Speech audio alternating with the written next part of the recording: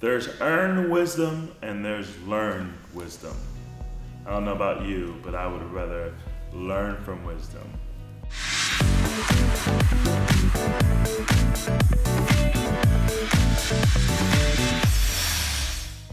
What's up, 316 fam? Welcome to Pastor's Corner. It's your boy, Pastor Cam, Pastor Steph here, coming straight at you this morning. I want to talk about learned wisdom. There's a difference between earning wisdom and learning wisdom, as the old folks would say.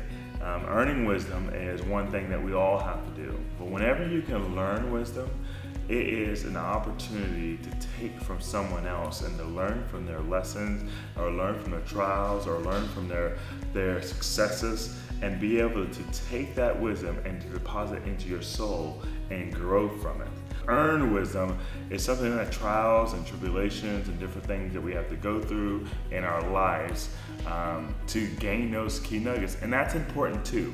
But I found it often when at an early age, whenever the old folks would get together, they would start talking and communicate. Sometimes I would just sit at their feet and just sit down and just listen to them and listen to their stories, listen to their wisdom, their free nuggets that were given out, their mistakes. They would laugh, they would cry, but I would just listen. And you know what? I gained a lot of knowledge, and I took a lot of key nuggets just from people that were older than me. I had two older sisters, so I was a baby, so I was always learning from their mistakes, especially my older sister. When she got in trouble, I was like, take note. I'm not gonna do that one. So I want to take an opportunity to talk about learning wisdom. Do you have any thoughts about that before we go to our scripture?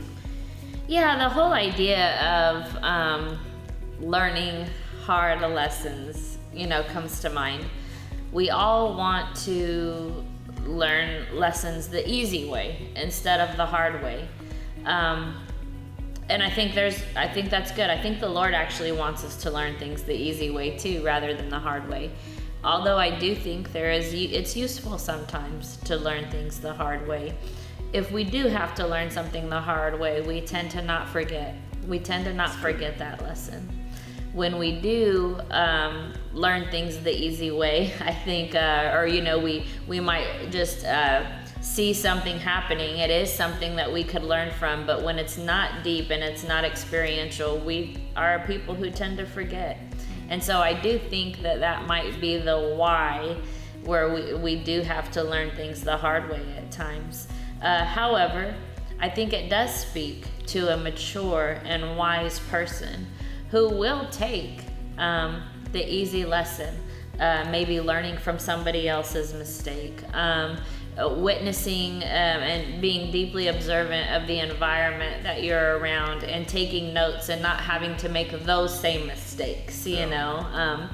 I do think that any good father, like Father God, he doesn't want to see us have to learn every lesson the hard way. He wants us to lean in, pay attention, and not make all the same mistakes as the people before us. That's good. That's good. Yeah.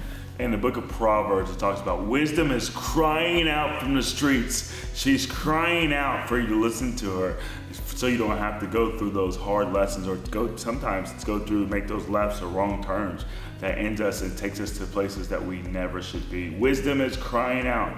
I believe we're going to read a story today. It's about King Nebuchadnezzar's son. I believe his name is Belshazzar. And today, Belshazzar. And Daniel 5, we're going to read this story. And he has an opportunity to learn from his father, but God actually holds him accountable for not listening to wisdom. So today we're going to be reading from the book of Daniel, starting Daniel 5, starting at verse 18, all the way to verse 23. I know it's a little lengthy today, but stay with us. I really have some key nuggets for us. Daniel 5:18 says, O King, the Most High God, gave Nebuchadnezzar your father kingship and greatness and glory and majesty. And because of the greatness that he gave him, all peoples, nations, and languages trembled and feared before him. Whom he would, he killed, and whom he would, he kept alive. Whom he would, he raised up, and whom he would, he humbled. But when his heart was lifted up and his spirit was hardened, so that he dealt proudly he was brought down from his kingly throne, and his glory was taken from him. He was driven from among the children of mankind, and his mind was made like that of a beast, and his dwelling was with the wild donkeys. And he was fed grass like an ox, and his body was wet with the dew of heaven, until he knew that the Most High God rules the kingdom of mankind and sets over it whom he will. And you, his son Belshazzar, have not humbled your heart, though you knew all this. But you have lifted up yourself against the Lord of heaven, and the vessels of his house have been brought in before you. And you, your lords, your wives, your concubines have drunk wine from them. And you have praised the gods of silver and gold, of bronze, of iron, of wood, of stone, which did not see or hear or know, but the God in whose hand is your breath, and whose are all your ways, you have not honored. Wow.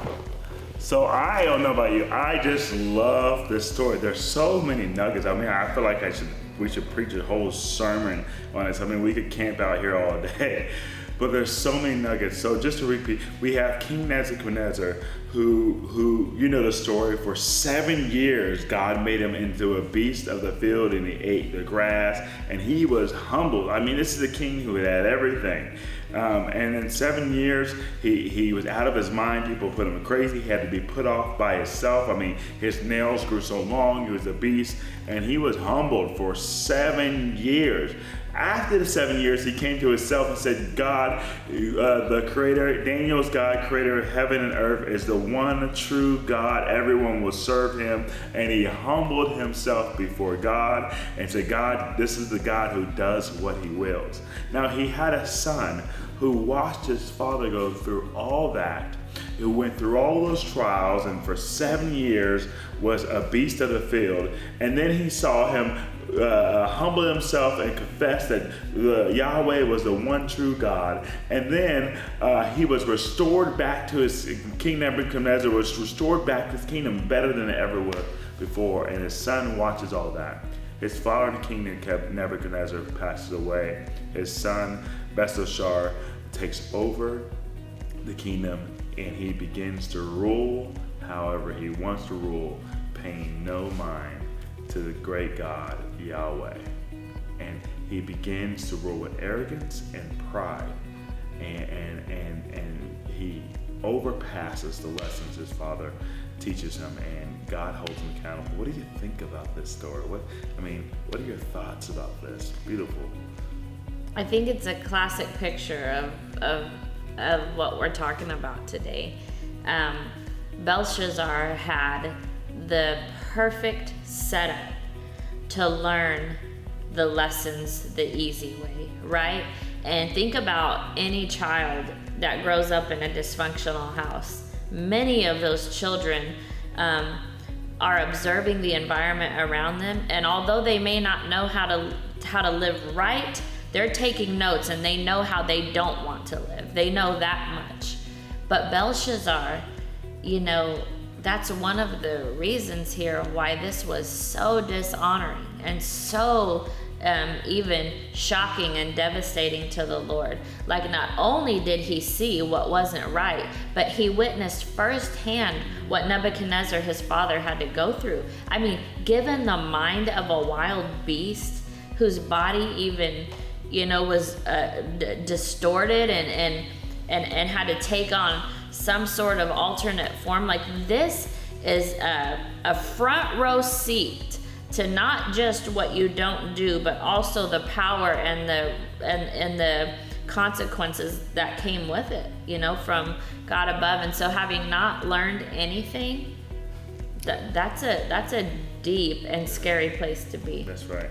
And our scriptures in this book is full of history and full of stories. And one thing God always said was to remember. One of those stories that we were supposed to remember is how the Passover, how God freed the Israelites from the Egyptians. He says, don't forget the Passover, remember what they did. And over again, time and time again, people doubted God. They forgot who God was. Every generation rose up and they forgot the stories of God. And every time it made God frustrated because they forgot what God did. I mean, that's why we go teach our kids history. We teach our kids history. So history, the history, we pull out the bad part so we don't repeat history. I mean, that's why it's so important that our kids learn the history lessons of the Jewish star, or history lessons of the moments of slavery, all the wickedness of our human being, of our human mankind. It's easy to get off track when we don't learn from history. That's why it's important for us to even look at our own history in our own lives. What wisdom can we learn from our family origins? Oftentimes when we don't learn from our family origins, we tend to repeat our family origins. That's why we see some people marry, our fathers were abusers and they end up marrying abusers. Or we'll see oftentimes, our family origin is to have this angry root and we begin to be angry, or this pride root, or whatever it is. But oftentimes God is giving us clues, and wisdom is crying out and saying, man, look back just a generation before and look where you came from and look at the origin of who your family is so you can learn from the wisdom, because we have Jesus in our heart, but we have our family dynamics in our bones. And we have to constantly work through that and work that out. I think this is something we could talk about forever. I think this is a conversation that I could continue to have. So I want to remind you, this isn't where the conversation ends. This is where it begins.